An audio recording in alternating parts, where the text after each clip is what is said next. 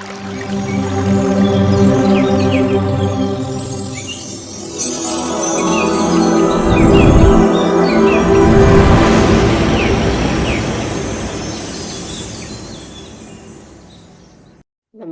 Masters. మరి నమస్తే. మొట్టమొదట మనందరి గురువు జగద్గురు మైత్రేయ బుద్ధుడైన బ్రహ్మర్షి పితామహ పత్రిజీ గురువు గారికి, మాతా స్వర్ణమాలమ్మ గారికి హృదయపూర్వక ధన్యవాదాలు తెలియజేసుకుంటూ, మరి ఇంత చక్కటి ప్లాట్ఫామ్ ఇచ్చినటువంటి మహాథాట్ ఫౌండేషన్ సభ్యులందరికీ, యాజమాన్యం మొత్తానికి కృతజ్ఞతలు. అలాగే ఈ జూమ్ ద్వారా, యూట్యూబ్ ద్వారా ఈ కార్యక్రమాన్ని వీక్షిస్తున్న ఈ యొక్క మాస్టర్స్ అందరికీ ధన్యవాదాలు తెలియజేసుకుంటూ, మరి ఈ యొక్క జూమ్ ద్వారా ఎంతో చక్కటి జ్ఞానాన్ని ప్రతిరోజు ఈ మహాత్మ ఫౌండేషన్ వారు అందరికీ అందిస్తున్నారు. చాలా సంతోషం ఉంది. అందులో భాగంగా మనం స్వాధ్యాయంలో భాగంగా ఆనందో బ్రహ్మ అనే పత్రిజీ గురువు గారి యొక్క అద్భుతమైన కాన్సెప్ట్ గురించి మనం ఈరోజు తెలుసుకుందాం.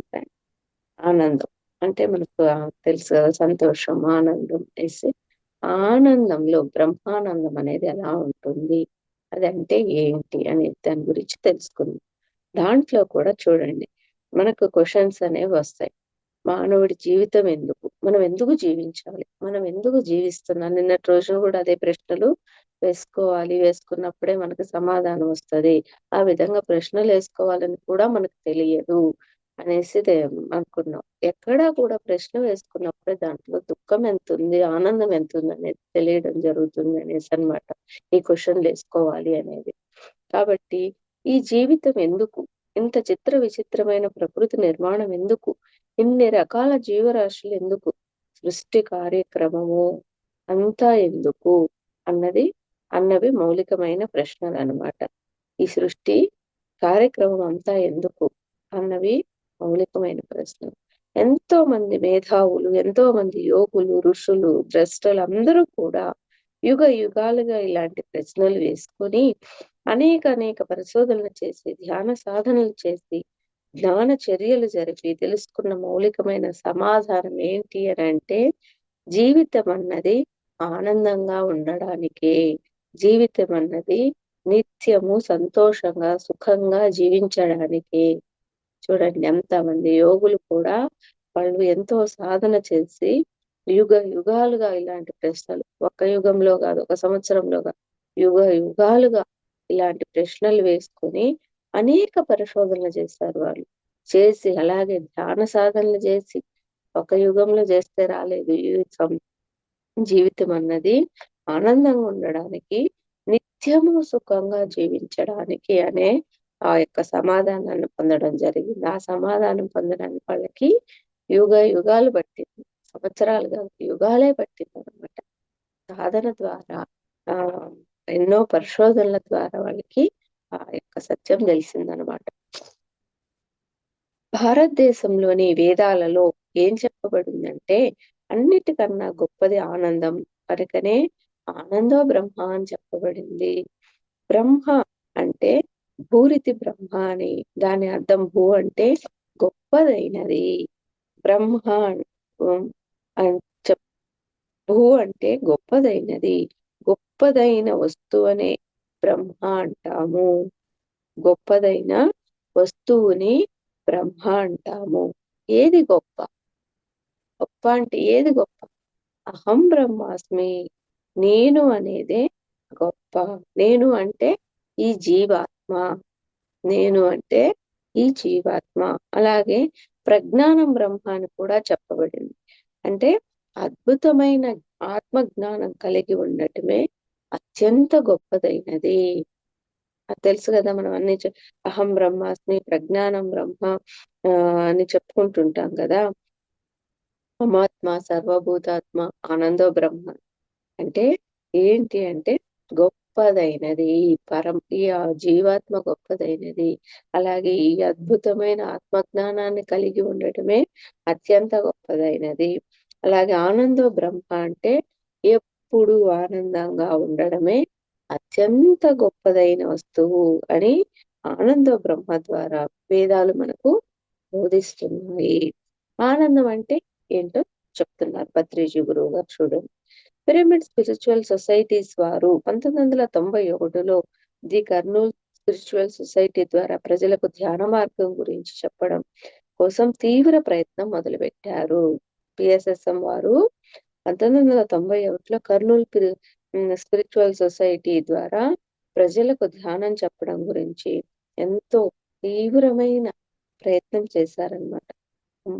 అప్పుడు మొదలైన పిఎస్ఎస్ఎం మూవ్‌మెంటు నిరాటంకంగా సాగి శాఖోపశాఖలై ప్రస్తుతం రాష్ట్రమంతా విస్తరించింది. నిన్నగాక మొన్న 1999 ఫిబ్రవరి 25న పిరమిడ్ స్పిరిచువల్ సొసైటీస్ మూవ్‌మెంట్స్ తన 2వ విభాగాన్ని కూడా స్థాపించింది. మొట్టమొదట 91లో కర్నూలులో స్పిరిచువల్ సొసైటీ ఆ యొక్క ధ్యాన మార్గం చెప్పడం మొదలుపెడితే 99లో ఒక రెండవ భాగాన్ని స్థాపించింది. అదే పిరమిడ్ పార్టీ ఆఫ్ ఇండియా. ఏంటి అని అంటే ఈ పిరమిడ్ పార్టీ ఆఫ్ ఇండియా ద్వారా కూడా అందరికీ ఈ ధ్యానాన్ని, ఆత్మ జ్ఞానాన్ని విస్తృతంగా ప్రచారం చేయాలనే ఉద్దేశము.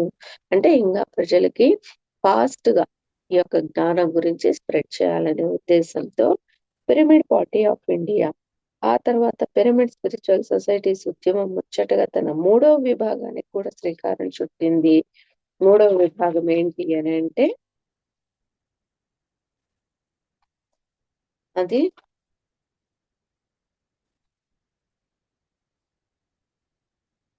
ఆ 3వ విభాగంలో మనం ఇప్పుడు ఆనందం అంటే ఏంటి అని తెలుసుకోవాలనుకున్నాం కదా. దాని గురించి ఏంటి అది ఎంజాయ్మెంట్ సైన్స్ అకాడమీ అనే దాన్ని 3వ దాన్ని ప్రవేశపెట్టిందనమాట పిరమిడ్ పార్టీ ఆఫ్ ఇండియా. తర్వాత ప్రప్రథమంగా ఇది తిరుపతి స్పిరిచువల్ సొసైటీ ద్వారా జన్మ తీసుకొని ఈ ఎంజాయ్మెంట్ సైన్స్ అకాడమీ అనేది మొట్టమొదట తిరుపతి స్పిరిచువల్ సొసైటీస్ ద్వారా జన్మ తీసుకొని the enjoyment science academy of తిరుపతిగా ఆవిర్భవించింది.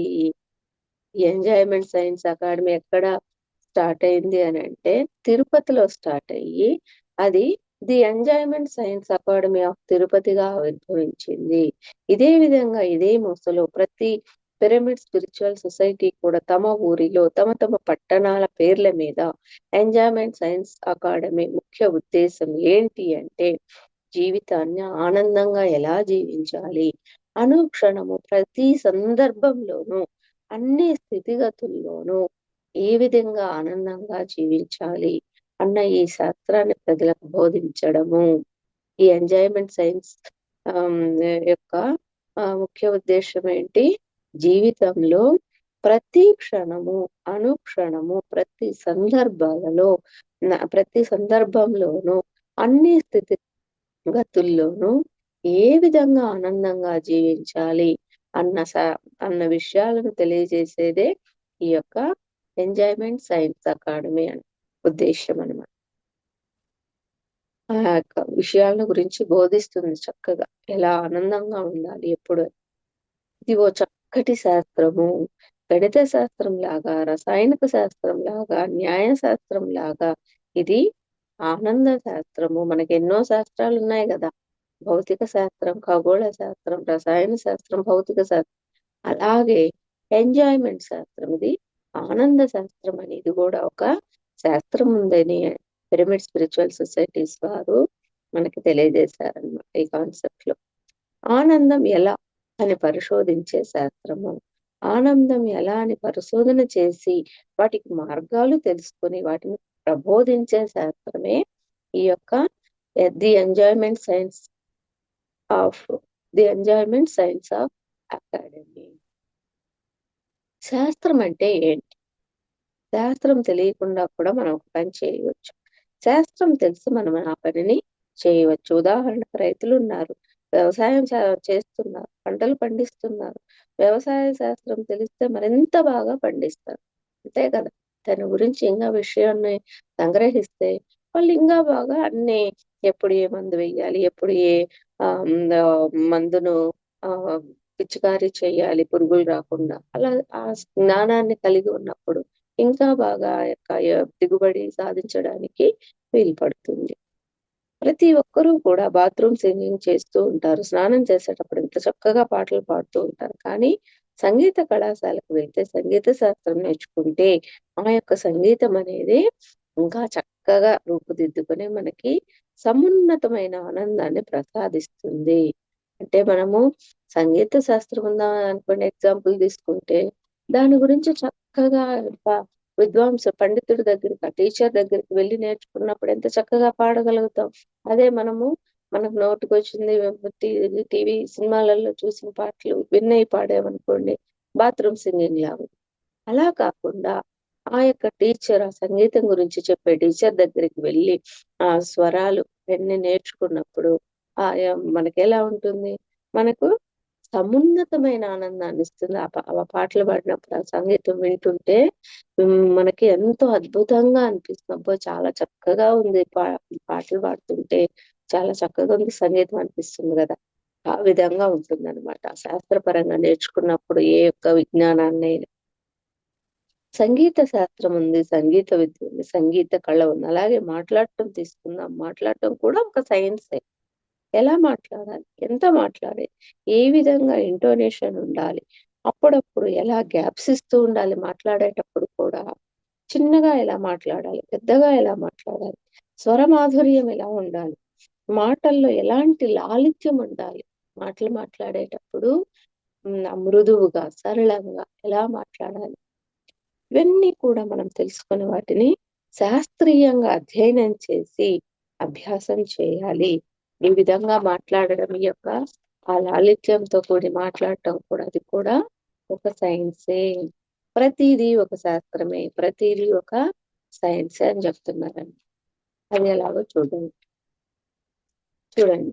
రికార్డింగ్ ఎలా చేయాలి? అది కూడా ఒక పెద్ద సైన్స్. అదొక ఆర్ట్. అదొక విద్య. అదొక శాస్త్రం అన్నమాట. మరి ప్రతి చిన్న శాస్త్రం ఉన్నప్పుడు జీవితం అంతా ఆనందంగా ఎలా గడపాలి అన్న అద్భుతమైన విషయానికి ఒక శాస్త్రం ఉండదా మరి? ప్రతిదానికి ఒక శాస్త్రం ఉన్నప్పుడు మరి జీవితం అంతా ఆనందంగా ఎలా గడపాలి అనే అద్భుతమైన విషయానికి ఒక శాస్త్రం అనేది ఉండదా? ఖచ్చితంగా ఉండి తీరుతుంది. అదే ఎంజాయ్‌మెంట్ సైన్స్. ఆ శాస్త్రం పేరే ఎంజాయ్‌మెంట్ సైన్స్ అన్నమాట. ఈ శాస్త్రాన్ని పరిశోధించటానికి, అందులో ఉన్న విషయాలను, సూత్రాలను తెలుసుకోవడానికే, తెలుసుకున్న విషయాలను ప్రజలందరికీ తెలియజేయడానికే అది ఎంజాయ్‌మెంట్ సైన్స్ అకాడమీలు స్థాపించబడ్డాయి అని చెప్తున్నారు పత్రిజీ గురువుగారు. ఉదయాన్నే లేస్తాం. లేచి బద్ధకంతో మళ్ళీ పడుకుంటాం. ఒక గంట పడుకుందాం చాలా బావుంటుంది. అలా కాకుండా ఉదయాన్నే లేచి స్నానం చేసి ధ్యానానికి కూర్చుంటే ఇంకా ఎక్కువ ఆనందంగా ఉంటుంది. ఆ బద్ధకం అనేది ఉండదు. కాబట్టి మనం ఆ ఒక్క గంట పడుకునే ఆనందం కన్నా వెంటనే స్నానం చేసి కళ్ళు మూసుకొని శ్వాస మీద ధ్యాస పెడితే అద్భుతమైన చిత్తవృత్తి నిరోధం జరిగి ఎంత బ్రహ్మానందంగా ఉంటుందో గదా! ఇప్పుడు మనమందరం అదే గదా చేస్తున్నాం. పెరుగుడి మాస్టర్స్ అందరం ప్రతిరోజు పొద్దున్నే లేచి ధ్యాన సాధనకి సమయాన్ని కేటాయించి తర్వాత మన యొక్క అన్ని కార్యక్రమాలు చూసుకుంటున్నాం. ఆ ఒక్క గంట సమయం ధ్యానానికి కేటాయించటం ద్వారా ఆ రోజు ఫుల్ ఎంతైతే మనము పనులు చేస్తామో ఎక్కడా కూడా మనము ఆహ్, ఆ నీరసం అనేది, నిస్సత్వం అనేది లేకుండా హ్యాపీగా చేసుకోగలుగుతాం. దేని ద్వారా? ఆ ఒక్క గంట సాధనకు సమయాన్ని కేటాయించి, ఆ విశ్వమయ ప్రాణశక్తిని తీసుకోవడం ద్వారా రోజు మొత్తం కూడా ఎంతో ప్రశాంతంగా, ఎంతో సంతోషంగా, హ్యాపీగా జీవనాన్ని కొనసాగిస్తున్నాం. చూడండి, ధ్యానానికి రాకముందు మన జీవితం ఎలా ఉంది? ధ్యానానికొచ్చిన తర్వాత ఎంత హ్యాపీగుంది. అదే అన్నమాట. ఆ యొక్క సాధనకి ఆ విశ్వమయ ప్రాణశక్తికి అంత విలువ ఉంది. అందుకే చిత్తవృత్తి నిరోధం జరుగుతుంది. శ్వాస మీద ధ్యాస పెడితే అప్పుడు అద్భుతమైన మనం బ్రహ్మానందంగా ఉంటాము అని చెప్తున్నారు. కనుక ఒక ఆనందం కన్నా ఇంకొక ఆనందం గొప్పదైనప్పుడు అంతకు ముందున్న ఆనందాన్ని వదిలిపెట్టేసి ప్రత్యేకమైన గొప్పదైన మరొక ఆనందానికి మనం దగ్గర కావాలి. ఒక ఆనందం కన్నా మనం ఇప్పుడు ప్రస్తుతం ఏ ఆనందాన్నయితే కలిగి ఉన్నామో, దానికన్నా గొప్పదైన ఇంకొక ఆనందము మనకు తెలిసినప్పుడు దానిని దానికి దగ్గర కావాలి. ఆ ఆనందాన్ని స్వీకరించాలి. ఆ ఆనందానుభూతిని పొందాలి అని చెప్తున్నారనమాట. దాన్నే మనకు ఆనంద శాస్త్రం బోధిస్తుంది. ఒక ఉద్యోగం ద్వారా రూ. 10 సంపాదిస్తున్నామనుకోండి, మరొక ఉద్యోగం ద్వారా రూ. 50 సంపాదించే అవకాశం వచ్చినప్పుడు మనం ఏం చేస్తాము? ఆ రూ. 50 ఉద్యోగానికి వెళ్తాం కదా! అలాగే ఆనందం కూడా మనం చేసే ఏ పనిలో మనకెక్కువ ఆనందం దొరుకుతుందో, ఆ పనిని ఎంచుకోవాలి. సపోజ్ ఇప్పుడు ఒక పనిలో ఉన్నాం. అక్కడ ఎంతో కొంత ఆనందాన్ని పొందుతున్నాం. కానీ ఇంకొక పని చేసినప్పుడు మనకు ఆ పని ద్వారా ఎక్కువ ఆనందం వస్తుంది అనంటే, మనం ఆ ఎక్కువ ఆనందం ఉన్న పనిని ఎంచుకోవాలి. దానికి దగ్గరవ్వాలి అని చెప్తున్నారు గురువుగారు. ఎగ్జాంపుల్ ద్వారా ఉద్యోగాన్ని చెప్తున్నారు. రూ. 10 ఇప్పుడు సంపాదిస్తుంటే ఇంకొక పనిలో రూ. 50 వస్తుందంటే, మనం ఆ రూ. 50 పనిని ఎంచుకున్నట్లే ఆనందం ఎక్కడ ఉంటుందో, ఆనందం ఎక్కువ ఎక్కడ దొరుకుతుందో, మనకు బ్రహ్మానందం ఎక్కడ దొరుకుతుందో దానికి దగ్గరవ్వాలి. ఎప్పుడు కూడా బ్రహ్మానందంగా ఉండాలి అని చెప్తున్నారు. అలాగే పని చేస్తున్నాం ఆనందం కోసం. ఆనందం వస్తుంది. కానీ అదే పనిని మరొక విధంగా, అదే శ్రమని ఇంకొక దాంట్లో పెడితే, అందులో మనకి మరింత ఎక్కువ ఆనందం వచ్చేటట్లయితే, మరి ఆ పనే చేయాలి కదా మనము అని చెప్తున్నారు. ఈ తరుణంలో నాకు రామకృష్ణ పరమహంస గారు గుర్తొస్తున్నారు. ఆయన 3 రకాల ఆనందం గురించి చెప్తారు. అవి విషయానందము, భజనానందము, మరి బ్రహ్మానందము. విషయానందం అంటే మనం కాఫీ, ఇడ్లీ ఇలాంటివన్నీ తీసుకోవడం అన్నమాట. భజనానందం అంటే చక్కటి సంగీతం వినడం అన్నమాట. బ్రహ్మానందం అంటే మనలో మనము స్థితమవ్వడము. అంటే మనలో మనం ఎటువంటి ఆలోచనలు లేకుండా మనలో మనము స్థితమవ్వడం. మన అంతర్ ప్రయాణంలో స్థితమవ్వడం. విషయానందం కన్నా భజనానందం ఎక్కువ ఆనందాన్నిస్తుంది. అలాగే బిస్మిల్లా ఖాన్, షెహనాయి సంగీతం వింటూ ఉంటే మనకు ఇక కాఫీ తాగబుద్ధి గాదు, పడుకోబుద్ధి గాదు. ఎందుకంటే భజనానందం అంత గొప్పది కదా మరి. అలాగే దానికన్నా 1000 రెట్లు గొప్పదైంది బ్రహ్మానందము. అందుకే మనము ధ్యానం ద్వారా చిత్తవృత్తి నిరోధం జరిగినప్పుడు పొందే సమాధి స్థితిలో ఈ బ్రహ్మానందాన్ని పొందడం జరుగుతుంది. అందుకే పత్రిజీ గురువు గారు కూర్చోండి, కూర్చోండి, కూర్చోండి సాధన చెయ్యండి.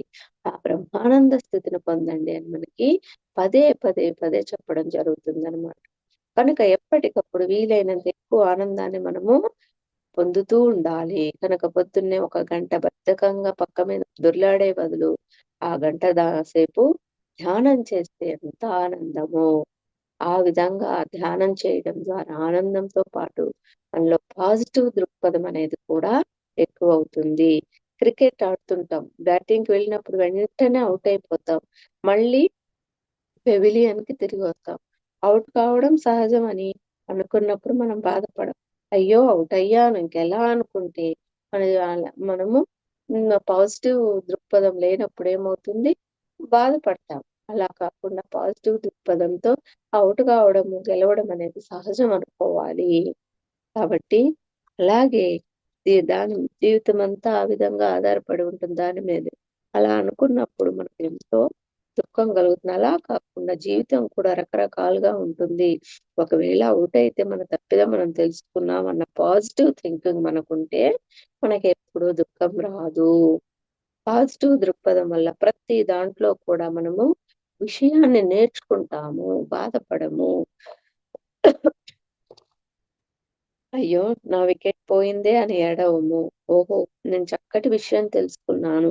నేను అనవసరంగా out side the of stick ball పోతూ ఉంటే దానికోసం వెంపర్లాడాను అనే విషయాన్ని కనుక నేను వచ్చే దఫాట్లో వచ్చే ఇన్నింగ్స్‌లో ఒకడు జాగ్రత్తగా ఉండాలి అని కొత్త విషయం తెలుసుకున్నందుకు ఆనందపడతాను. ఎప్పుడు పాజిటివ్ దృక్పథంతో ఆలోచన చేసినప్పుడు. వికెట్ పోయినందుకు ఏడవడం కాదు. కనుక ఇవన్నీ కూడా ఒక దృష్టితో చూస్తే దుఃఖభాజనంగాను, మరో దృష్టితో చూస్తే ఆనంద విహారంగాను అగుపిస్తాయి. అందుకే పత్రిజీ గురువు గారంటారు, ఏ విషయంలో, ఏ సందర్భంలో కూడా మనం చూసే చూపును బట్టే చూడబడేదుంటుంది.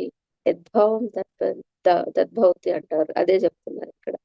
ఇవన్నీ కూడా నువ్వు ఒక దృష్టితో చూస్తే, ఒక సైడ్ చూస్తే దుఃఖభాజంగా ఉంటుంది. మరో దృష్టితో ఇంకొక సైడ్ చూసామనుకోండి, ఇంకో విధంగా, ఇంకో కోణంలో అక్కడ ఆనంద విహారం కనిపిస్తుంది. అయితే ఏ దృష్టితో చూడాలి? ఏ దృష్టికోణాల నుంచి చూడకూడదు అన్న విచక్షణే ఆనంద శాస్త్రము. ఆనంద శాస్త్రం ఏం తెలియజేస్తుంది?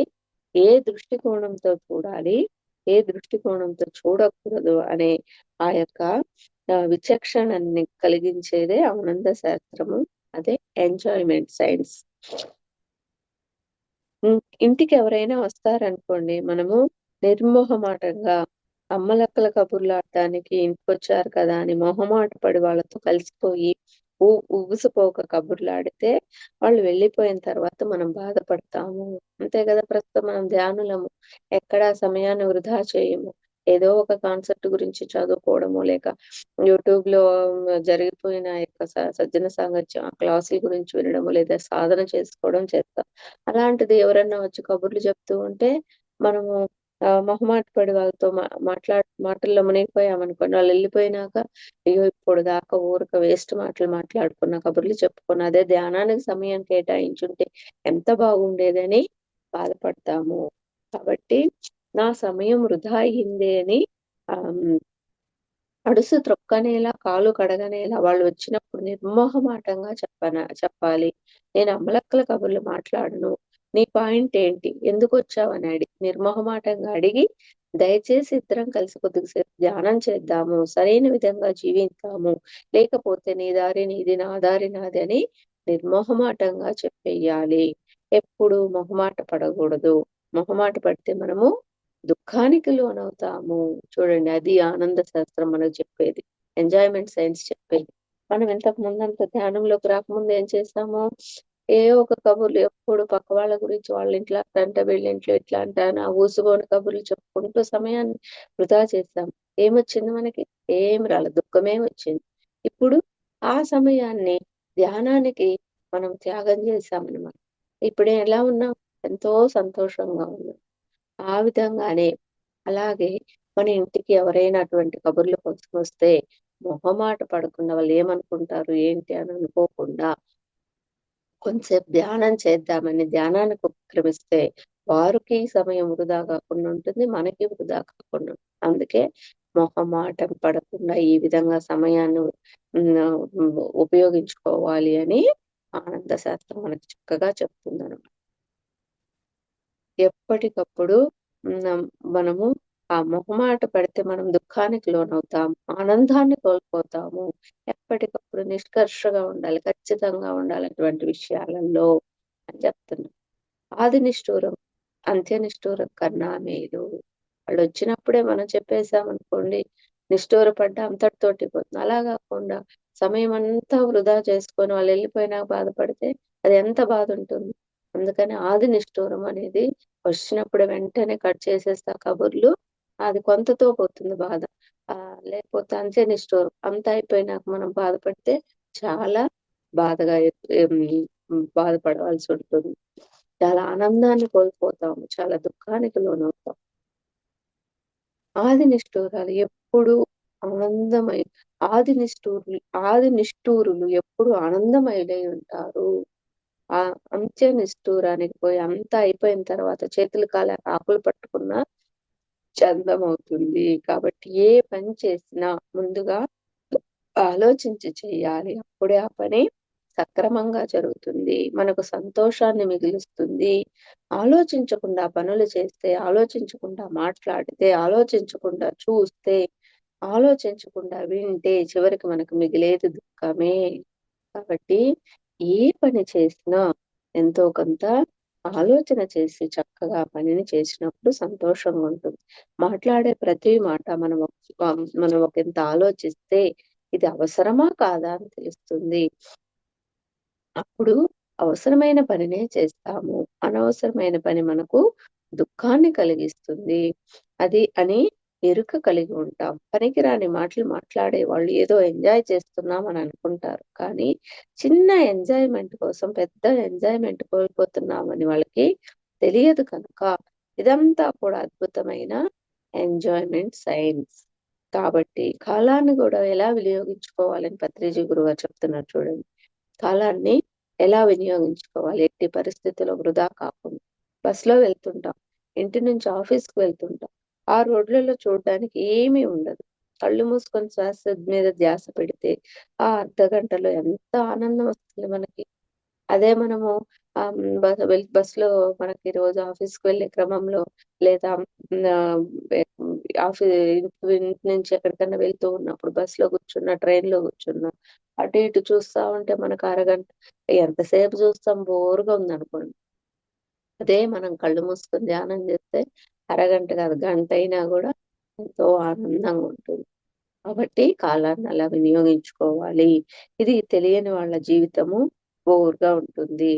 అర్ధగంట బోర్, వెధవ ప్రయాణం బోర్ అని బస్సును తిట్టుకొని, డ్రైవర్‌ని తిట్టుకొని, పక్క వాళ్ళని తిట్టుకొని, ఎనర్జీ పోగొట్టుకొని కృంగి కృశిస్తూ ఉంటాం. కానీ ఈ ఎంజాయ్‌మెంట్ సైన్స్ తెలిసిన వాళ్ళు, ధ్యాన శాస్త్రము ఎరిగిన వాళ్ళు, ఆనంద శాస్త్రం అవగతమైన వాళ్ళు ఏం చేస్తారు అంటే బస్సులో కూర్చోగానే ఇప్పుడు నేను ధ్యానం అనే ఒక అద్భుతమైన ఎంజాయ్‌మెంట్‌తో ఉంటాను అని నిశ్చయించుకొని, కళ్ళు మూసుకొని శ్వాస మీద ధ్యాస పెడతారు.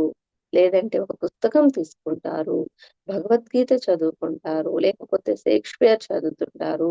లేదంటే యండమూరి వీరేంద్రనాథ్ యొక్క బుక్స్ చదువుతుంటారు. వాళ్ళిష్టం. ఊరికే కూర్చునే బదులు చక్కటి గ్రంథాలు చదువుకోవచ్చు గదా! అని అనుకుంటారు. లేకపోతే ఒక వాక్‌మ్యాన్ పెట్టుకొని చక్కగా సంగీతం వింటారు. ఎప్పుడు చేతిలో వాక్‌మ్యాన్ ఉందనుకోండి, సంగీతం పెట్టుకొని వినొచ్చు. ఇంకేం పని లేదనుకోని వెంటనే అది ఆ చెవికి తగిలించుకుంటే ఎంత ఆనందంగా ఉంటుందో బోర్ అనేదే ఉండదు. అది ఒక కంచి పట్టు చీర కొనుక్కునే బదులు ఆ వాక్‌మ్యాన్ కొనుక్కున్నారు అంటే ఎప్పుడు సమయం దొరికినా అద్భుతమైన సంగీతాన్ని వింటూ ఆనందంగా ఉండవచ్చు అని జెప్తున్నారు. ఎక్కడున్నా ప్రతి క్షణం మనం ఆనందంగా జీవించడానికి ఎన్నో రకాల మార్గాలున్నాయి. ఇంట్లో ఉన్న, బస్‌లో ఉన్న, ఆఫీస్‌లో ఉన్న, ఆఫీస్‌లో కూడా ఏమీ పని లేనప్పుడు ఓ 10 నిమిషాలు ధ్యానం చేసుకోవచ్చు. ఓ పుస్తకం చదవచ్చు. చిన్న సంగీతం క్యాసెట్ వినొచ్చు. ఆ కొద్ది సమయమైనా సరే ఎంతటి ఆనందాన్నిస్తుందో చూడండి. ఎంతటి శక్తినిస్తుంది. ఇవన్నీ చిన్న చిన్న చిట్కాలు. ఇవన్నీ కూడా చిన్న చిన్న చిట్కాలు. కాబట్టి మనం రోజుకొక విధంగా మనము ఇంట్లో ఎలా అయితే రకరకాల వంటలు చేసుకొని తింటూ ఆనందంగా ఉంటాం. రోజు ఒకే రకమైన వంట చేసుకుంటే బోరుగా ఉంటుంది కదా! అలాగే మనం రోజుకొక రకమైన వంటలు విధంగా వెరైటీగా చేసుకొని ఎలా ఆనందాన్ని అనుభవిస్తామో, అలాగే దైనందిన జీవితంలో మనం చేసే పనుల్లో కూడా ఆ పనిని రోజు ఒకే రకంగా చేయకుండా, ఆ యొక్క పనిని చేసే విధానం మార్చుకుంటూ మనము ఎంతో ఆనందంగా ఉండవచ్చు. బోర్ అనేదే ఉండదు అని జెప్తున్నారు. అలాగే దీనికి ఎగ్జాంపుల్ ఏం జెప్తున్నారంటే, ఒకే ఒకే వంకాయ కూరని రకరకాలుగా చేసుకోవచ్చు. అయితే చూడండి 'ఎగిరే పావురమా' సినిమాలో ఆహ్, ఆహ్, 190 రకాల వంకాయ కూరలు చేశారు. అదే కరెక్ట్. రోజుకో విధంగా వంకాయ కూర చేసుకోవాలి. అదే ఆనంద శాస్త్రం బోధిస్తుంది. అయితే దీనికి శ్రమ అవసరం, కృషి అవసరం, యుక్తి అవసరం, తెలివి అవసరం, ఆసక్తి అవసరము. ఇంట్రెస్ట్ ఉంటేనే ఆ విధంగా మనం విధంగా చేయడానికి ఆ టెక్నిక్స్ అనేది నేర్చుకోగలుగుతాం. ఆసక్తి లేనప్పుడు, ఇంట్రెస్ట్ లేనప్పుడు చేయలేమన్నమాట. కాబట్టి శ్రమ అవసరం, శక్తి అవసరం, ఆసక్తి, ఇంట్రెస్ట్ కూడా అవసరము. కృషి కూడా అవసరము. తెలివి అవసరము. కాబట్టి అవన్నీ లేని వాళ్ళకే జీవితం బోరుగా ఉంటుంది. అవన్నీ లేని వాళ్ళకి జీవితం ఎలా ఉంటుందంటున్నారు? బోరుగా ఉంటుందని చెప్తున్నారు. దుఃఖ సహితంగా ఉంటుంది. ఆనందరహితంగా ఉంటుంది. కానీ ఈ ఆనంద శాస్త్రాన్ని ఒక శాస్త్రంగా అధ్యయనం చేసిన వాళ్ళు ప్రతి క్షణము ఆనందాన్ని ఎంతైనా పొందుతూ ఉండవచ్చు. ఈ వంకాయ కూరని ఇంకా ఎంతో బాగా చేయొచ్చు. గుమగుమలాడేటట్టు రుచిగా చేసుకోవచ్చు అని ఆనంద శాస్త్రజ్ఞులు తెలియజేస్తున్నారు. కొంతమంది ఊరికే తినేస్తూ ఉంటారు. కడుపు నింపుతూ ఉంటారు. అది తిన్నంత సేపు బాగానే ఉంటుంది. తిన్న తర్వాత 2 గంటలు బాధ పెడుతుంది. వేదనకు గురి చేస్తుంది. కనుక తింటున్నప్పుడే జాగ్రత్త తీసుకున్నామనుకోండి, అవసరమైతే తింటాం, లేదంటే ఊరుకుందాం అనుకున్నప్పుడు ఆ బాధ అనేది ఉండదు. అలా కాకుండా ఊరికే ఆకలి గూడా లేకుండా తినేసినప్పుడు ఏమవుతుంది, తిన్న తర్వాత అది జీర్ణం అవ్వడానికి ఎంతో బాధపడవలసొస్తుంది. అదే బాగా ఆకలి వేసినప్పుడు తిన్నామనుకోండి, మనకి అది చక్కగా జీర్ణం అవుతుంది. ఎటువంటి ఇబ్బంది ఉండదు. ఇప్పుడు ఏదైనా ఒక పనిని చేస్తున్నప్పుడు దాని పరిణామం భవిష్యత్తులో దారుణంగా ఉంటుంది అని తెలిసినప్పుడు ఆ పనిని మనం ఎప్పుడూ చేయకూడదు. ఆ పనిని ఇప్పుడే ఎంజాయ్ చేస్తున్నాం. ఆ తర్వాత ఏమన్నా కానీ అనుకున్నప్పుడు చివరికి దుఃఖమే మిగులుతుంది. కాబట్టి మనము ఏ పని చేస్తున్నా ఆలోచన చెయ్యాలి అని చెప్తున్నారు. అప్పుడు మనకి ఆనందం లేని పనులు చేయకూడదు. ఏ పని ద్వారా అయితే మనం ఇప్పుడు తదుపరి ఆనందం ఉంటుందో అదే సరైన పని. అదే సబబైన కార్యము. కాబట్టి ఏ పని ద్వారా అయితే చేస్తున్నప్పుడు ఆనందము, తర్వాత కూడా ఆనందం ఉంటుందో అదే సరియైన పని, అదే సరియైన కార్యము అని చెప్తున్నారు. ఎక్కువ డబ్బు సంపాదించామనుకోండి, ఆ డబ్బుని ఏం చేయాలో తెలీదు. ఇన్‌కమ్ టాక్స్ వాళ్ళు ఎప్పుడొస్తారో ఏమో! రైడ్ చేస్తారేమో, దొంగలొస్తారేమో, నా కొడుకు సర్వనాశనం చేస్తాడేమో నా డబ్బుని అని రకరకాల ప్రశ్నలతో నానాగచాట్లు పడుతుంటాం. ఏ రోజుకి ఆ రోజు సంపాదించామనుకోండి, ఆ ఆనందం ఎలా ఉంటుంది? వర్ణనాతీతంగా ఉంటుంది. అందుకే శంకరాచార్యులు వారు చెప్తున్నారు. ఏం చెప్తున్నారు? అర్థం అనర్థభావయ నిత్యం నాస్తి తతః సుఖలేశం సత్యం పుత్రాదపి ధనభాజాం భీతిః సర్వత్రైషా విహితా రీతిః అని. అంటే ఎక్కువ డబ్బు సంపాదించటం వల్ల ఎక్కువ దుఃఖాన్ని కొనుక్కుంటున్నారు కదా అందరూ. తగినంత డబ్బుతో తృప్తి పడిన వారు అనంతమైన ఆనందాన్ని పొందుతున్నారు. మరి ఇది ఆనందానికి మార్గం చూసారా? ఎక్కువ డబ్బు వస్తే ఎక్కువ ఆనందం వస్తుందనుకుంటున్నారు కొందరు. మూర్ఖులు. అది కానే కాదు. మితిలోనే ఉంది ఆనందం. అతిలో లేదు ఆనందం. మితంగా ఏదైనా మితి ఉందనుకోండి ఆనందంగా ఉంటాం. ఆ మితి అనేది మీరిపోతే దుఃఖము. కాబట్టి అతి సర్వత్ర వర్జయేత్. ప్రతి వాళ్ళు ఎంత ఎక్కువ చేస్తే అంత ఎక్కువ ఆనందం ఉందనుకుంటారు. కానీ ఎంత మితిగా ఉంటే అంత హ్మ్. ఆనందమని తెలియదు. జీవితమంతా ఒకే విద్య మీద ఆధారపడి ఉంటాడు సగటు మానవుడు. ఏ ఇతర విద్యలు నేర్చుకోడు వాడు. జీవి ఎకనామిస్ట్ అయితే జీవితమంతా ఒక ఎకనామిక్స్‌నే చదువుకుంటూ ఉంటాడు. వాడికింక సంగీతం నేర్చుకోడు, dance నేర్చుకోడు, kabaddi నేర్చుకోడు.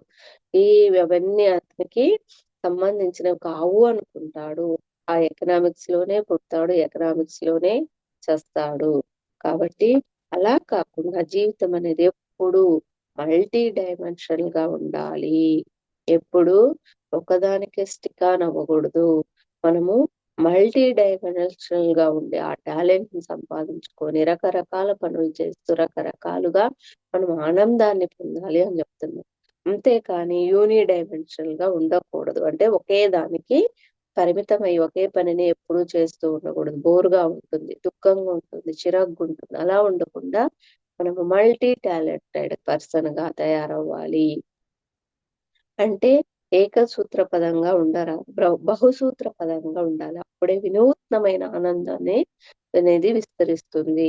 Law of diminishing returns అని ఒక సిద్ధాంతం ఉంది. ఒక ఆపిల్ తిన్నామనుకోండి, ఈ ఈ సిద్ధాంతం చూడండి. Law of diminishing return. మనము ఒక యాపిల్ తిన్నామనుకోండి చాలా బాగుంటుంది. రెండో ఆపిల్ తిన్నామనుకోండి బాగుంటుంది. మూడో ఆపిల్ దగ్గరికొచ్చేసరికి ఇంక తినకూడదు అనిపిస్తుంది. నాలుగో ఆపిల్ తింటే ఇంకా మనకి వామిట్ వచ్చేస్తుంది. ఏం చేయాలప్పుడు? మొదట ఆపిల్ తినాలి. ఇంకొకటి సీతాఫలం తినాలి. తర్వాత మామిడి పండు తినాలి. తర్వాత జామ పండు తినాలి. వెరైటీగా తింటే అప్పుడు మనకి ఆ యొక్క వామిట్ అనేది రాదు. అన్నీ తినొచ్చు కానీ, తిన్నవే తింటూ ఉంటే మనకి వామిట్ వస్తుంది. మొట్టమొదట ఉన్న ఆనందము చివరికి ఆవిరైపోతుంది. కనుక ఎప్పటికప్పుడు వెరైటీగా వైవిధ్యము చూపించాలి. అనేక విద్యలను నేర్చుకుంటూ ఉండాలి. అప్పుడు ఆనందం అనేది మల్టిపుల్‌గా ఉంటుంది. అనేక విద్యలు చూడండి అక్కడ ఎకనామిస్ట్ ఆ ఎకనామిక్స్‌లోనే ఉండిపోయాడనుకో బోర్‌గా. అలా కాకుండా దా సంగీతము, డాన్సు, కబడ్డీ ఇవన్నీ నేర్చుకున్నాడనుకోండి మల్టీ డైమెన్షనల్ పరంగా సంతోషాన్ని పొందవచ్చు. అనేక విద్యలను నేర్చుకుంటూ ఉండాలి. అప్పుడు ఆనందం మల్టిపుల్‌గా ఉంటుంది. బహుముఖంగా వెళ్లి విరుస్తుంది. అప్పుడది లా ఆఫ్ డిక్రీజింగ్ రిటర్న్ కాదు. అది లా ఆఫ్ ఇంక్రీజింగ్ రిటర్న్. తద్వారా మనము అనేక లాభాలు పొందుతాము. ఇవన్నీ కూడా ఆనంద శాస్త్రం యొక్క మూల సూత్రాలు అని చెప్తున్నారు. తర్వాత చాలా మంది కాలేజ్ అయిపోతూనే ఆ పుస్తకాలను గుడ్ బై చెప్పేసి ఎవరికో ఒకరికి ఇచ్చేయడమో, గుజరికేయడమో చేస్తారు. అలా చేయకూడదు. పుస్తక పఠనం ఇంకా పుస్తకాలు చదివే స్టేజ్ దాటి అయిపోయింది అని అనుకుంటే పాపం పిచ్చోళ్ళు. పుస్తకాల్లో ఉన్నంత ఆనందం మరెందులోనూ లేదు. ఆ ఆనందము అనేది ఈ విధంగా ఎన్ని రకాలుగా పొందవచ్చో చెప్తున్నారనమాట.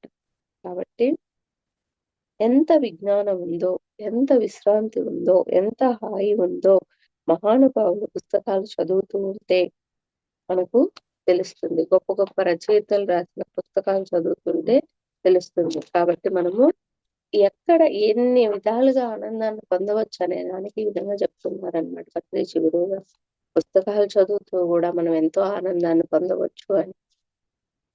పుస్తకాలు చదువుతూ ఉంటే ఎంత విశ్రాంతి, ఎంత వినోదం, ఎంత ఆనందం. షేక్స్పియర్‌ని చదవకపోతే అసలు జీవితమే వృధా. సినిమాలకు మాత్రమే పోయి ఆనందాన్ని పొందలేమని కొందరు అనుకుంటారు. సినిమాకు పోతేనే ఆనందం. టీవీ ముందు కూర్చుంటే కూడా ఆనందం. టీవీ అద్భుతమైన ఆనందాన్ని ఇస్తుంది. కానీ టీవీ ఒక్కటే ఆనందం కాదు. పుస్తకాలు అద్భుతమైన ఆనందాన్ని ఇస్తాయి. కానీ పుస్తకాలొక్కటే ఆనందం కాదు. పుస్తకాలు చదవాలి, టీవీ కూడా చూడాలి. ఇవి రెండే ఆనందం కాదు. అలా క్రికెట్ కూడా మనకి ఆడాలి. వంట నేర్చుకోవాలి. ధ్యానము అలవర్చుకోవాలి. అప్పుడు అంతా ఆనందమే. ఆ విధంగా మల్టీ డైమెన్షనల్‌గా ఒకే చోట మనము స్థిరంగా ఉండకూడదు. వంట చేసుకోవాలి, సినిమా చూడాలి, టీవీ చూడాలి, పుస్తకాలు చదవాలి. ఈ విధంగా రకరకాలుగా ఎక్కడ ఏం ఆనందం ఉందో మనము చూస్తూ దాన్ని చూడాలన్నమాట. అలాగే జీవితంలో ఏ ప్రత్యేక ఆనందానికి మనం దూరం కాకూడదు. అన్ని ఆనందాలను పుష్కలంగా పొందాలి. భౌతికంగా, మానసికంగా, బుద్ధిపరంగా, ఆత్మపరంగా పక్కింటి వాళ్ళతో మాట్లాడడం. మనము నాకేమొచ్చింది? వాడితో మాట్లాడటానికి అని చాదస్తానికి పోతాం. ఏమో వాడితో మిత్రత్వం చేస్తే, ఫ్రెండ్‌షిప్ చేస్తే ఏమైనా కొత్త ఆనందాలకి దారి చూపిస్తాడేమో!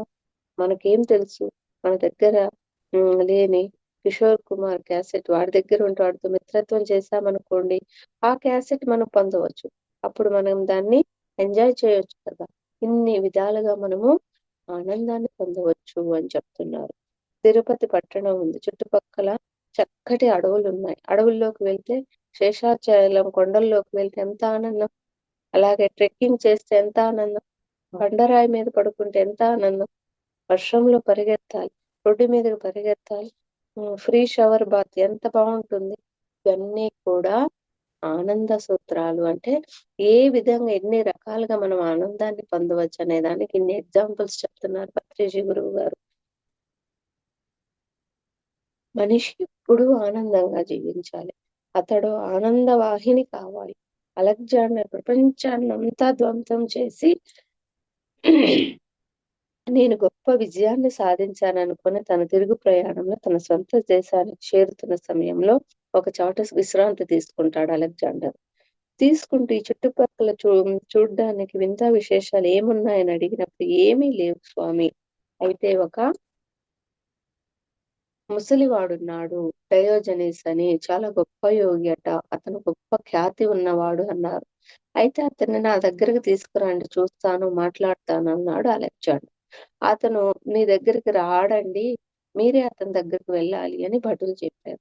అతన్ని పట్టుకురండి అని శాసిస్తాడు. భటులు వెళ్తారు. కానీ అతన్ని తీసుకురాలేకపోతారు. అప్పుడు అలెగ్జాండర్ ఆ డయోజనీస్ దగ్గరికి ఆ వృద్ధుడి దగ్గరికి వెళ్లి డయోజనీస్ ఏమిటి నీ ప్రత్యేకత? అని అడిగితే, నేను నీకు సమాధానం చెప్పే ముందు నేను నిన్నో ప్రశ్న అడుగుతాను. నువ్వు ఈ రాజ్యాలన్నీ ఎందుకు కొల్లగొట్టావు? అని అడుగుతాడు డయోజనీస్. నేను ఇంటికి వెళ్ళి ఆ తర్వాత చక్కగా హాయిగా జీవిస్తాను. ఈ సిరి సంపదలతో, ఈ పేరు ప్రతిష్టలతో అని అంటాడు అలెగ్జాండర్. అప్పుడు అలెగ్జాండర్ అవన్నీ ఏం లేకుండానే నేను చిన్నప్పటి నుంచి ఆనందంగా ఉన్నాను అని డయోజనీస్ అంటాడు. నువ్వు ఇన్ని రాజ్యాలను కొల్లగొట్టి నేను ఇంటికి వెళ్ళాక సంతోషంగా ఉంటానంటున్నావు. నేను ఇవన్నీ చిన్నప్పటి నుంచి ఇవన్నీ ఏం లేకుండా కూడా నేను సంతోషంగా ఉన్నాను. ఆనందంగా జీవించటం కోసమే ఇవన్నీ నువ్విన్ని సంపాదించావు. ఎంతో కష్టపడ్డావు. అయితే నేను చిన్నప్పటి నుంచి ఆనందంగా జీవిస్తున్నాను. అదే నా ప్రత్యేకత అంటాడు డయోజనీస్. అలాగే చాలా మంది చుట్టుపక్కల వాళ్ళు డయోజనీస్ దగ్గరికి వెళ్లి మీరెలా ఎప్పుడు ఆనందంగా ఉండగలుగుతున్నారు అని ప్రశ్న వేస్తారు. అప్పుడు డయోజనీస్ ఇలా చెప్తాడు. పొద్దున్న లేవగానే నేనొక నిర్ణయం తీసుకుంటాను. ఇవాళ నేను ఆనందంగా ఉంటాను. ఏదేమైనా సరే నేను అని దృఢంగా అనుకుంటాడనమాట. నిశ్చయించుకుంటాడు. కనుక ఆ రోజంతా ఆనందంగా ఉండగలుగుతున్నాను. ఎండైనా, వానైనా, కలిమిలేములైన భోజనం దొరికినా, దొరక్కపోయినా నేను ఆనందంగా ఉంటానని దృఢంగా పొద్దున్న లేవగానే ఆయన నిశ్చయించుకున్న సంకల్పం పెట్టుకుంటాడు. ఎందుకంటే నిర్ణయం తీసుకున్నాను కనుక అదే విధంగా ప్రతిరోజు పొద్దున్నే నిర్ణయం తీసుకుంటాను. కనుకనే సదా ఆనందంగా ఉండగలుగుతున్నాను అని జవాబు చెప్పాడు. అంటే ఇక్కడ ఏంటంటే మనం పొద్దున లేవంగాల్నే ఎంత ఏ విధమైన పాజిటివ్ దృక్పథంతో ఒక మంచి దృఢమైన నిర్ణయం తీసుకుంటామో ఆ రోజంతా ఆ విధంగా ఉండగలుగుతాము. నేను ప్రతిరోజు అదే చేస్తున్నాను. అది నాలో ఉండే ప్రత్యేకత అని డయోజనీస్ చెప్పడం జరుగుతుందనమాట. ఇది అద్భుతమైన ఆనంద సూత్రం. ఏంటి? ఆ యొక్క దృఢంగా నిర్ణయం తీసుకోవడం. పొద్దున్నే లేవంగాల్నే ఆ యొక్క దృఢమైన నిర్ణయం ఏ నిర్ణయం అయితే తీసుకుంటామో అది అద్భుతమైన ఆనంద సూత్రము అని చెప్తున్నారు. కనుక ఒకదాన్ని నిర్ణయించుకుంటే అంటే నేను సంగీతం నేర్చుకోవాలని నిర్ణయం తీసుకున్నామనుకోండి, సంగీతం నేర్చుకుంటాం. ఆ నిర్ణయమే దృఢంగా ఉండాలండి. సంకల్పం అనేది దృఢంగా ఉండాలి. అప్పుడు నేర్చేసుకుంటామనమాట. అలా గాకుండా అమ్మో! ఇది నాకొస్తుందో రాదో అని అనుకుంటే నువ్వక్కడ నేర్చుకోలేవు. అందుకు నిర్ణయం అనేది దృఢంగా ఉండాలి. ఆ నిర్ణయం లేనప్పుడు వస్తుందో రాదో, చెప్తామో చేయలేమో, చేస్తామో చేయలేమో అని అనుకుంటే సంగీతం గాని, ఇంకోటి గాని ఏది అప్పటికి నీవు రాదుగాక రాదు. నేర్చుకోలేవు. కాబట్టి నేను ఆనందంగా జీవించాలి అని ఎలాంటి పరిస్థితుల్లోనైనా నేను కృతనిశ్చయమై ఉంటే ఎప్పుడూ ఆనందంగా ఉంటావు. మనం నిర్ణయం తీసుకున్నాం గనక ఆనందంగా ఉంటాం. అది సూత్రం అంటే. కాబట్టి ఎప్పుడు దృఢంగా నిర్ణయం తీసుకోవాలి. కృతనిశ్చయంగా ఉండాలి. నేను ఇవాళ ఆనందంగా ఉంటాను. ఎట్టి పరిస్థితుల్లోనైనా అనుకోవాలి. పక్కవాడు గాడిద అని తిడతా. నేను నిర్ణయం తీసుకున్నాను గనక పొద్దున్నే నాకేమీ బాధ లేదు. ఎందుకంటే నేను పొద్దున్న నిర్ణయం తీసుకున్నాను గదా! నేను దుఃఖించను. ఎవరేమన్నా సరే అని. కాబట్టి ఆ రోజంతా సంతోషంగా ఉంటాను. మరొక ఎగ్జాంపుల్ ఉదయం ఒక నిర్ణయం తీసుకున్నారనుకోండి. ఇవాళ లంకనం ఉంటాను అని, ఏమీ తినను అని చెప్పేసిన వాడు ఆ రోజు వాడికి తినడానికి ఏమీ దొరకదనుకోండి. ఏడవడు. ఎందుకంటే ఎలాగో నిర్ణయం తీసుకున్నాడు. దొరికినా తినను, దొరక్కపోయినా తినను అని. అలాగే ఇవాళ బాగా తింటాను అని నిర్ణయం తీసుకున్నాడనుకోండి. వాడికి ఆ రోజు ఏమీ దొరకలేదు. ఇక వాడి బాధ వర్ణనాతీతంగా ఉంటుంది. కాబట్టి నేనివాళ ఇదే తింటానని నిర్ణయం చేసుకున్నవాడు పాపం వాడికి అది దొరుకుతూనే ఉండాలి. ఏ ఇంట్లోకి వెళ్ళినా అది దొరికితేనే ఆనందము. అది దొరక్కపోతే దుఃఖము. కానీ ఇవాళ నేను దొరికితే తింటాను లేకపోతే ఏమీ పర్వాలేదు అని నిర్ణయం తీసుకున్న వాడికి ఏది దొరక్కపోయినా కూడా ఆనందంగానే ఉంటుంది. ఎందుకంటే నిర్ణయం తీసుకున్నాడు గనక.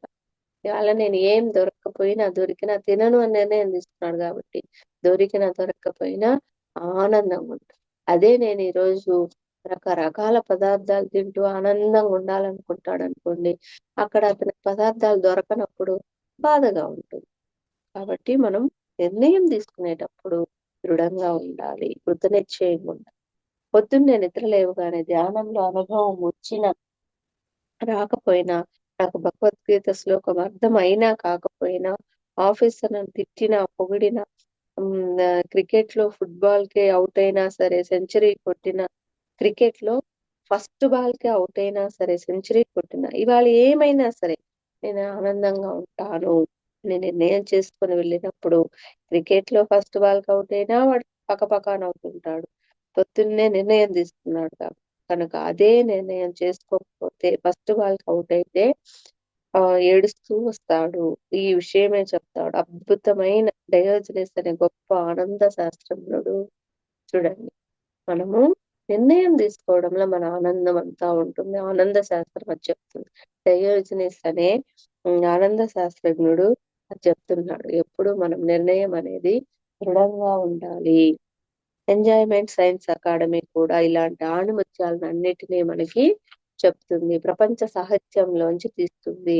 వాటిని అందరికీ ప్రచారం చేస్తుంది. ఎలాగైతే ధ్యాన సూత్రాలను, ఆత్మజ్ఞాన సూత్రాలను పిఎస్ఎస్ఎం వెలికి తీస్తాయో, ఎలాగైతే ధర్మ సూత్రాలను పిరమిడ్ పార్టీ ఆఫ్ ఇండియా వెలికి తీస్తుందో, అలాగే ఆనంద సూత్రాలను ఎంజాయ్మెంట్ సైన్స్ అకాడమీ వెలికి తీస్తుంది. ప్రజలకు ఆనంద సూత్రాలను బోధిస్తుంది. తద్వారా ప్రజలందరూ కూడా నిత్యము అనుక్షణం ఆనందంగా జీవించటానికి మార్గము సుగమమవుతుంది. నీళ్లు ఈ enjoyment science academy masters, professors చిన్న పిల్లలకు చిన్నప్పటి నుంచే ఇవన్నీ బోధించాలి అని చెప్తున్నారు. మామూలుగా మూర్ఖులు ఏం చేస్తారు, నువ్వు డాక్టర్ అయితే నీకు ఆనందం, నువ్వు ఇంజనీర్ అయితే ఆనందం, లేకపోతే ఆనందం లేదు అని బ్రెయిన్ వాష్ చేస్తారు. అలాగే మెడికల్ కాలేజీలో సీట్ రాకపోతే ఒకానొకడు ఆత్మహత్య చేసుకుంటాడు. నా జీవితంలో కూడా ఇలాగే జరిగింది. అది 1864వ సంవత్సరం నాకు మెడికల్ కాలేజీలో సీట్ రాలేదు. నేను హైదరాబాద్ ట్యాంక్ బండ్ మీద అటు ఇటు తిరిగాను. ఎప్పుడు దూ ఎప్పుడు దూకుదామా అనేసి నా తల్లిదండ్రులు ఆ విధమైన మూర్ఖ భావాలు నాలో ప్రవేశపెట్టారు. నన్ను దుఃఖమయం చేశారు. మెడికల్ కాలేజీలో సీట్ కోసము మహాపరివేదన కలిగించారు. పత్రిజీ గురువు గారు ఆయన యొక్క సొంత అనుభవాన్ని చెప్తున్నారు. 1964వ సంవత్సరంలో మెడికల్ కాలేజీలో సీట్ కోసము ప్రయత్నం చేశారు. రాలేదు. హైదరాబాద్ ట్యాంక్ బండ్ మీదకి వెళ్ళి అటు ఇటు తిరిగారంట. అక్కడ దూకుదాము అనేసి. ఆ తల్లిదండ్రులు నువ్వు సీట్ తెచ్చుకోవాలి, ఖచ్చితంగా నువ్వు డాక్టర్ చదవాలి అనేసి ఆ యొక్క భావన నింపారు. దానికోసం ప్రయత్నం చేశాడు, రాలేదు. అక్కడ నిరుత్సాహానికి గురి అయ్యారు. మహాపరివేదన కలిగింది అని చెప్తున్నారు. కాబట్టి అలా కాకుండా నిర్ణయం అనేది దృఢంగా పెట్టుకొని మనకి ఏది ఇష్టమో అది చేయడానికి మనము ఆ విధంగా దృఢంగా సంకల్పం పెట్టుకుంటే అప్పుడు ఖచ్చితంగా మనము ఆనందంగా ఉంటాం. అలా కాకుండా వాళ్ళ యొక్క తల్లిదండ్రులు నువ్వు డాక్టర్ కావాలి అనే వాళ్ళని ఫోర్స్ చేశారు కాబట్టి పత్రి గారికి, గురువు గారికి ఇష్టం లేదు కాబట్టి ఆయన సీట్ రాలేదు. సీట్ రాకపోవడం వల్ల మహాపరివేదన పొందడం జరిగింది. అందుకనే ఆనంద శాస్త్రం ఏం చెప్తుంది, మీరు ఆ నిర్ణయం తీసుకునేటప్పుడు దృఢంగా కృత నిశ్చయంతోటి నేను ఇది చెయ్యాలి, చేస్తాను అనుకున్నప్పుడు ఖచ్చితంగా నువ్వు చేయగలవు. నా యొక్క పాజిటివ్ థింకింగ్ తో ఉండాలి అని చెప్తున్నారనమాట. నేను నా పిల్లలకి అలా చెప్పలేదు. మీ ఇష్టం వచ్చినట్లు చేయండి. మీరు మున్సిపాలిటీ స్వీపర్లుగా ఉన్నా ఆనందంగా జీవించవచ్చు. డాక్టర్లు, ఇంజనీర్లే కానక్కర్లేదు అని వాళ్ళకి నేను బోధిస్తున్నాను. పత్రిజీ గురువు గారు చెప్తున్నారు స్వయంగా వారి యొక్క అనుభవాన్ని. నేను నా పిల్లలకి నా తల్లిదండ్రులు నువ్వు డాక్టర్ సీటే తెచ్చుకోవాలి, నువ్వు డాక్టర్ కావాలని నన్ను ఎలా ఫోర్స్ చేశారో నేను నా పిల్లలకి ఆ విధంగా చెప్పలేదు. మీ ఇష్టం వచ్చినట్లు చేయండి. మీరు మున్సిపాలిటీ స్వీపర్లుగా ఉన్నా కూడా ఆనందంగా ఉండవచ్చు. ఎప్పుడు ఎవరికి ఇష్టం వచ్చిన పనిలో వారు నిమగ్నమైనప్పుడు ఆనందంగా ఉండవచ్చు అనే విషయాన్ని తెలియజేయడం కోసం ఆ విధంగా చెప్పారు. డాక్టర్లు, ఇంజనీర్లే కానక్కర్లేదు అని వాళ్ళకి నేను బోధిస్తున్నాను. కనుక వాళ్ళు నిత్యము ఆనందంగా జీవిస్తున్నారు. 1 మార్కు తక్కువైనా, 2 మార్కులు ఎక్కువైనా వాళ్ళకి ఎటువంటి బాధ, ప్రత్యేకమైన ఆనందము లేవు. నా పిల్లలు అద్భుతమైన ఆనందంలో ఎప్పుడూ జీవిస్తూ ఉంటారు. వాళ్ళకి ఎప్పుడూ దుఃఖమే లేదు. కానీ నా యొక్క మూర్ఖపు తల్లిదండ్రుల క్రింద నేను ఎంతో దుఃఖం అనుభవించాను. ఆత్మహత్య చేసుకోవడానికి కూడా రెడీ అయ్యాను. హైదరాబాద్ ట్యాంక్ బండ్ చుట్టూ తిరిగాను. కానీ నీళ్లు చల్లగా ఉన్నాయని వెనుతిరిగి వచ్చేసాను. చూడండి పత్రిజీ గురువు గారు. నీళ్లు చల్లగా ఉన్నాయని వెనక్కి తిరిగి వచ్చేసారండి. అదే వేడి నీళ్లు ఉండుంటే ధవీల్మని దూకి ఉండేవాడిని. ఎందుకంటే నాకు చన్నీళ్లు పడవు కాబట్టి. చూడండి అలా ఉంటుంది. ఆనందం అనేది మనం తీసుకునే నిర్ణయాన్ని బట్టి ఉంటుంది అని పత్రిజీ గురువు గారు వారి యొక్క స్వయంగా వారు అనుభవించిన అనుభవాన్ని చెప్తున్నారు. ఈ ఆనంద శాస్త్రాన్ని ప్రతి స్కూల్లోనూ, ప్రతి కాలేజీలోనూ ఒక కంపల్సరీ సబ్జెక్టుగా అందరికీ బోధించాలి. ధ్యాన విద్య ఎలాగో ఆనంద విద్య కూడా పాఠ్యాంశంగా ఉండాలి. ధ్యాన విద్య కంపల్సరీగా ఉంటే అందరూ కంపల్సరీగా ధ్యానం చేస్తారు. జీవితం యొక్క అర్థాన్ని తెలుసుకుంటారు. అలాగే ఆనంద విద్యను ప్రబోధించినప్పుడు అందరూ దాన్ని అధ్యయనం చేసినప్పుడు అందరూ ఆనందంగా, సంతోషంగా జీవించగలరు. కాబట్టి డబ్బులో ఆనందం లేదు. ఆనందంలో ఆనందం ఉంది. కాబట్టి డబ్బులో డబ్బుంది. ఆనందంలో ఆనందం ఉంది. డబ్బులో ఆనందం ఉందనుకుంటున్నారు కొందరు మూర్ఖులు. ఆనందంలోనే ఆనందం ఉంది అని తెలుసుకోవడమే మౌలికమైన ఆనంద శాస్త్ర సూత్రము. ఇది మనకి డయోజనిస్ చరిత్ర ద్వారా ఇంతకు ముందే చక్కగా మనకి అర్థమైంది అని చెప్తున్నారు పత్రిజీ గారు. అలాగే రిచర్డ్ బర్క్ అనే మాస్టర్ చెప్తున్నారు. ఒక అద్భుతమైన సూత్రాన్ని రిచర్డ్ బర్క్ అనే ఒక గ్రేట్ మాస్టర్ మనకిచ్చాడు. దాని గురించి తెలుసుకుందాం. ఆయన ఏమన్నాడు అంటే, the mark of your ignorance is the depth of your belief in injustice and tragedy. అంటే నువ్వు ఎంత దుఃఖాన్ని అనుభవిస్తుంటావో, లోకంలో ఎంత అన్యాయం ఉందని భావిస్తుంటావో, వాస్తవానికి నీకు అంత మౌలికమైన అజ్ఞానం ఉందని నువ్వు తెలుసుకో. నీవు ఎంత దుఃఖాన్ని అనుభవిస్తుంటావో, ఎంత అన్యాయం ఉంది ఈ లోకంలో అని భావిస్తుంటావో, వాస్తవానికి నీకంత మౌలికమైన అజ్ఞానం నీ లోపల ఉందని నీవు తెలుసుకో అని మనం దేనికైనా బాధపడుతుంటే తత్సంబంధమైన అజ్ఞానం మనకేదో చక్కగా ఉంది అని తెలుసుకోవాలి. మన దుఃఖానికి కారణం మన అజ్ఞానం. అంతేకాని పక్కవాడెప్పుడూ కాదు. పక్కవాడు అనుకుంటుంటాం అదే వచ్చిన గొడవంతా. ఎప్పుడైతే మన దుఃఖానికి కారణం మనమే అని తెలుసుకుంటామో, తత్కారణాన్ని మనం తుంచి పారేస్తామో, మన దుఃఖాన్ని పోగొట్టుకుంటామో, అప్పుడే మనము ఆనంద శిఖరారోహణ చేస్తాము. చూడండి. మనము మన వాస్తవానికి మనమే సృష్టికర్తలం. మన దుఃఖానికి మన లోపలున్న అజ్ఞానమే కారణమని ఎప్పుడు తెలుసుకుంటామో, అప్పుడు మనము ఆనంద శిఖరారోహణ చేస్తాము అని ఈ రిచర్డ్ బర్క్ అనే మాస్టర్ చెప్తున్నారనమాట. ఏది చేస్తే మనం ఎప్పుడు ఆనందంగా ఉంటామో అదే చేయాలి. మన కోసం మనం చేయాలి. పక్క వాళ్ళ ఆనందం కోసం మనం ఎప్పుడు ఏమి చేయవలసిన అవసరం లేదు. మనం ఏది చేస్తే ఎప్పుడు ఆనందంగా ఉంటాం? మనకు నచ్చిన పని చేస్తే మనం ఆనందంగా ఉంటాం. కాబట్టి ఏది చేస్తే మనం ఎప్పుడు ఆనందంగా ఉంటామో అదే చేయాలి. ఆనంద శాస్త్రం గురించి పక్కవాడి నుంచి నువ్వు అడిగి తెలుసుకోవాలి. ఏది చేస్తే ఆనందంగా ఉంటుందో చెప్పే శాస్త్రాన్నే చదవాలి. గ్రంథాలను చదవాలి. చక్కటి సజ్జన సాంగత్యం చెయ్యాలి. అందరి దగ్గర నుంచి అన్నీ తెలుసుకుంటూ ఉండాలి. ఏది చేస్తే ఎప్పుడు ఆనందంగా ఉంటామో తెలుసుకోవాలి మనము. కొంతమంది చిన్న చిన్న లాభాల కోసం అబద్ధాలు ఆడుతూ ఉంటారు. Honesty is the best policy కానీ అదే తెలియదు. ఎప్పుడు కూడా త్రికరణ శుద్ధిగా ఉండడమే సరియైన ఆనంద సూత్రము. చెప్పిందే చెయ్యాలి. చేసిందే చెప్పాలి. ఆలోచించిందే చెప్పాలి. మనస, వాచ, కర్మణ ఏకంగా ఉండడమే త్రికరణ శుద్ధి కలిగి ఉండడం అంటే. త్రికరణ శుద్ధి లేని వాడికి ఆనందము ఆమడ దూరంగా ఉంటుంది. అంతే కదా మరి. ఆ శుద్ధత్వం అనేది లేకపోతే మనము ఏదో ఒక విధంగా డిస్టర్బెన్స్ దుఃఖానికి లోనవ్వడం జరుగుతుంది. త్రికరణ శుద్ధి ఉన్న వాళ్ళకి ఆనందం లభ్యము. కనుక నువ్వు ఆనందంగా ఉండాలంటే త్రికరణ శుద్ధి కలిగి ఉండు. నీకు తెలియంది మాట్లాడకు. తెలిసిందే మాట్లాడు. పత్రిజీ గురువు గారు అందుకే చెప్తారు మనకి. నీకు ఏ తెలిస్తే ఏ చెప్పు, బి తెలిస్తే బి చెప్పు, తెలియంది చెప్పవద్దు అని. అందుకే మనము తెలిసిందే చెప్పాలన్నమాట. నీకు తెలియంది మాట్లాడకు. తెలిసిందే మాట్లాడు. మాట్లాడిందే ఆచరించు. ఆచరించిందే మాట్లాడు.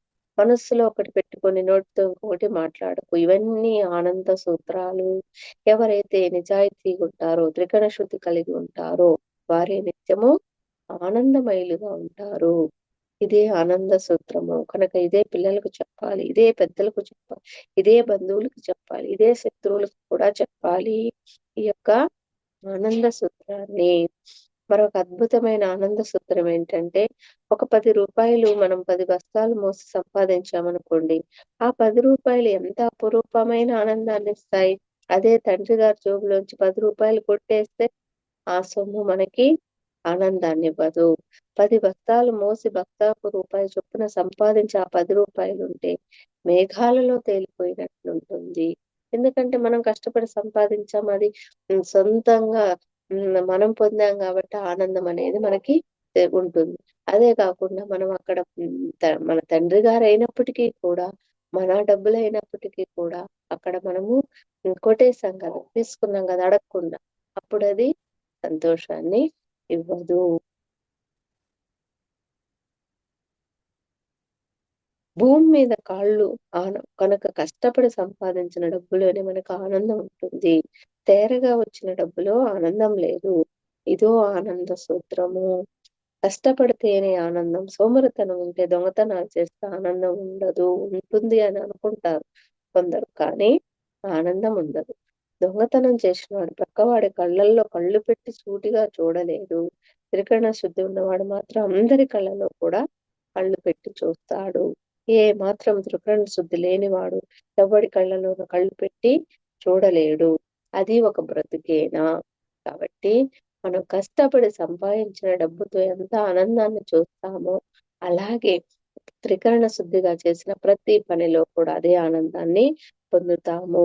అందుకే పత్రిజీ గురువుగారు చెప్తున్నారు. పిరమిడ్ మాస్టర్స్ అందరూ ఆనందమయులు. కనుక ఎంజాయ్‌మెంట్ సైన్స్ అకాడమీలు ఇలాంటి ఆనంద సూత్రాలకి సాఫల్య కేంద్రాలు. ఆనందాన్ని ప్రజలకు విస్తారంగా పంచిపెడతాయి అని చెప్తున్నాను. కాబట్టి సత్యం తెలుసుకోవడంలో ఆనందముంది. ధర్మం ఆచరించడంలో ఆనందముంది.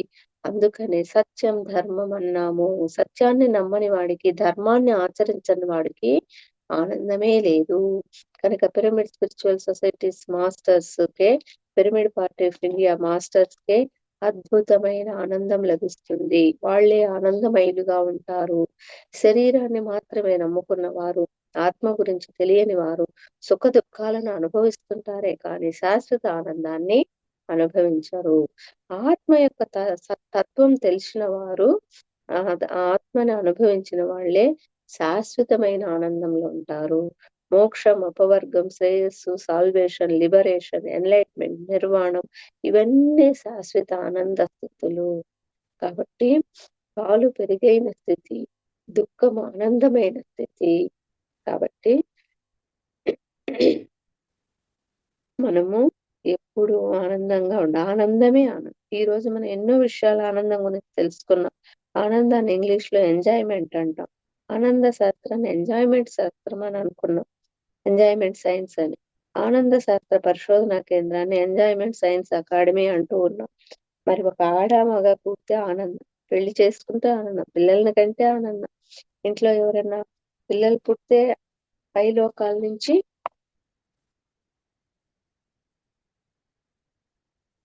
ఈ లోకానికి వచ్చారని ఆనందం. అలాగే ఇంట్లో ఎవరైనా చనిపోతే కూడా ఈ లోకం నుంచి వాళ్ళు స్వస్థానానికి వెళ్ళిపోయారని ఆనందపడాలి.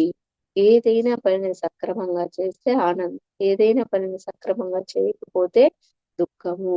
ప్రతిదీ ఆనందాన్ని ఇవ్వడానికే సృష్టించబడింది. ఈ భౌతిక కాయం, ఈ చర్మచక్షువులు, ఈ కర్మేంద్రియాలు ప్రతిదీ కూడా సృష్టిలో ఆ విరాట్ భగవత్ స్వరూపం చేత ఆనందంతో అందరం జీవించటం కోసమే సృష్టించబడింది. కాబట్టి మనమందరం కూడా ఆనందాన్ని ఎప్పుడూ కలిగి ఉండాలి. ఆ ఆనందం కలిగి ఉండాలి అంటే మనము ఈ ప్రాపంచికతలో నుంచి ఈ శరీరమే నేననే భావనలో నుంచి ఆత్మ పదార్థాలను మనము ఆనందో బ్రహ్మ, ప్రజ్ఞానం బ్రహ్మ అంటే ఉన్నదంతా కూడా ఈ ఆనంద తత్వం అంటే ఎక్కడుంది ఆనందం? ప్రాపంచికత నుంచి ఆధ్యాత్మికతలోకి వచ్చి సాధన చేసినప్పుడు మనలో ఉన్న అజ్ఞానాన్ని తొలగించుకున్నప్పుడు నా వాస్తవానికి నేనే సృష్టికర్తను అని తెలిసినప్పుడు మనము ఎంతో ఆనందంగా ఉండడం జరుగుతుంది. కాబట్టి ఎప్పుడూ కూడా అందుకే మనకి ఆనందం ఎన్ని విధాలుగా పొందవచ్చు. పత్రిజీ గురువు గారు ఆహ్, ఇన్ని ఈ కాన్సెప్ట్‌లో ఇన్ని కోణాలలో మనకి తెలియజేయడం జరిగింది. కాబట్టి ఫ్రెండ్స్ మనం ఎప్పుడూ కూడా ఆనందంగా ఉండడానికి గురువుగారు చెప్పిన విధంగా మనము మనకి ఇష్టమైన పని చేద్దాం. ఇష్టమైన పనిలో అంత ఆనందం ఉంటుంది. ఎవరి కోసమో మనం ఇప్పుడు మన పిల్లలు ఉన్నారు. వాళ్ళకి ఇష్టమైన కోర్స్ తీసుకొని చదవనిస్తే వాళ్ళు ఎంతో హ్యాపీగా ఉంటారు. అలా కాకుండా నా ఫ్రెండ్ కూతురు డాక్టర్ అయింది. నువ్వు కూడా డాక్టర్ కావాలి అంటే వాళ్ళకక్కడ ఇష్టం లేదు కాబట్టి ఆనందం ఉండదు. దుఃఖం ఉంటుంది. అలాంటి పనులు చేయకూడదు. ఆ అజ్ఞానంలో నుంచి బయటికి రావాలి. ఫస్ట్ మనం బయటికి రావాలి. అంటే అజ్ఞానం పోవాలి అంటే ఈ యొక్క ధ్యానం అనే ఈ యొక్క అద్భుతమైన ఆయుధం ద్వారా మనము బయటపడగలం. కాబట్టి అలాగే మనం తీసుకునే నిర్ణయాల ద్వారా గూడా ఈ డయోజనీస్ అని ఆయన ఎంత చక్కగా చెప్పాడు. పొద్దున్నే నేను లేసి ఈరోజు ఏమున్నా ఏం లేకపోయినా నేను సంతోషంగా ఉంటానని ఒక దృఢమైన నిర్ణయం తీసుకుంటాను. దాని ద్వారా నేను ప్రతిరోజు సంతోషంగా ఉండగలుగుతున్నాను. అలాగా మనం ఎప్పుడైతే ఆ నిర్ణయం పట్ల దృఢంగా ఉంటామో, సంతోషంగా, ఆనందంగా ఉండగలుగుతాము. కాబట్టి మనం ఎప్పుడూ కూడా గురువుగారు చెప్పిన ఈ కాన్సెప్ట్‌లో చెప్పిన విధంగా మనము ఆ విధంగా ఏది జరిగినా కూడా నా యొక్క వాస్తవానికి నేనే సృష్టికర్తనని తెలుసుకొని, ఆ యొక్క అజ్ఞానంలోంచి బయటపడ్డప్పుడు ఎంతో హ్యాపీగుంటుంది మన లైఫ్. కాబట్టి ఇంత చక్కటి అవకాశాన్ని ఈ యొక్క కాన్సెప్ట్ గురించిన జ్ఞానాన్ని తెలియజేసే భాగ్యాన్ని ఇచ్చినందుకు మహావతార్ ఫౌండేషన్ వారికి కృతజ్ఞతలు. అలాగే ఈ మనందరి కలయికకు కారణమైన పత్రిజీ గురువు గారికి కూడా ధన్యవాదాలు తెలియజేసుకుంటున్నాం friends. Thank you so much.